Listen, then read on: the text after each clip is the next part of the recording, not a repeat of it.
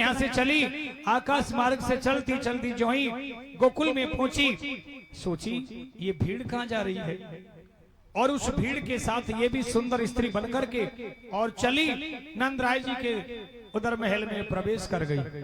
मैया यशोदा तो आने वाली सखियों से बातचीत में व्यस्त थी, और ये दुष्टा चलती चलती जहां कन्हैया सो रहे पालने में वहीं पर पहुंच गई है।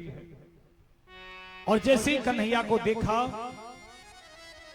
तो प्रेमियों पहले तो कामना करी कि ऐसा पुत्र हमारे भी हो, लेकिन प्रेमियों सांवरे बिहारी ने तो इसको देखते ही आंखें बंद कर ली। कन्हैया ने आंखें बंद क्यों करी?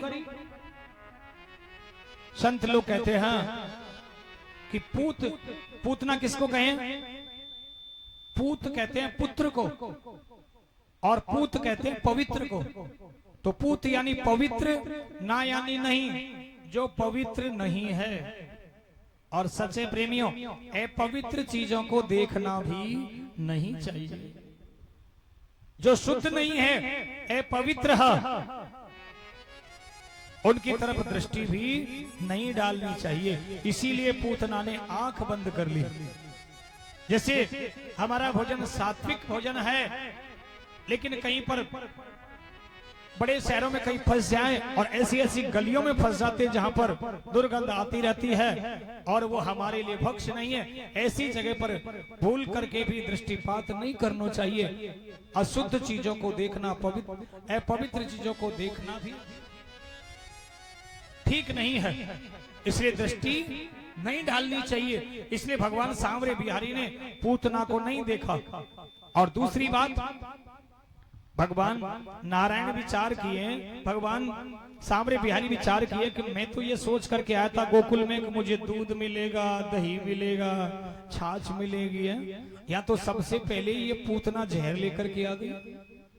स्तनों पर जहर लगा करके आई है, अर्थात मुझे सबसे पहले जहर पीना पड़ेगा।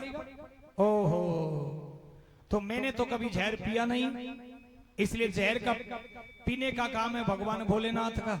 तो क्यों नहीं भगवान भोलेनाथ को ही याद करूं, इसलिए आंख बंद करके भगवान शिव का ध्यान कर लिया कि भोलेनाथ या जहर को तुम पी जाओ और दूध को मैं पी जाऊं।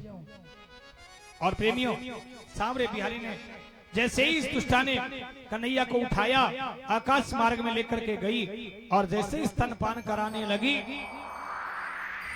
भगवान ने दूध के साथ इसके जीव को खींचा। जैसे ही जीव खींचने लगा इसका, अब तो इसके प्राण सन्निकट आ गए। तो कहने लगी सा मुंचा मुंचालमिति प्रभासिणी निस्पीडया मानाखिल जीव मर्वाणी विवृत्य नेत्र चरणो भुजौ मोहो। ये कहने लगे रे छोड़ कन्हैया के और पिलाए ना, हाँ? और पिलाओ। और प्रभु ने देखते देखते इसके प्राणों का हरण कर लिया। और पूतना गोविंदाय नमो नमः, पूतना धड़ाम से पृथ्वी के गिरी और उसके प्राण पखेरु उड़ गए। धमाके की आवाज हुई। अब प्रेमी सब चौंक गए, गोपकाल तोड़ कर गई, सखियां गई। अब जाकर के देखा तो पूतना तो पड़ी हुई है, राक्षसी रूप में आ गई, वापिस मरते समय पर अपना वास्तविक रूप में आई।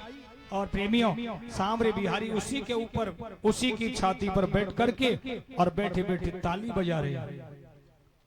जैसे ही गोपी तोड़ करके गई, एक ने जाकर के कन्हैया को उठा लिया। अब प्रेमियों एक सखी ने जाकर के मैया से कही, मैया लाला कहाँ है? पालने में होगा। मैया दौड़ती हुई गई, देखा तो पालना खाली की। पालना कन्हैया कहाँ है? कन्हैया कहाँ है? घबरा गई मैया। मैया देख वहां भीड़ में क्या हो रहा है, कौन ले गया तेरे कन्हैया को उठाकर, तुझे पता ही नहीं है। मैया दौड़ती दौड़ती रोती रोती गई।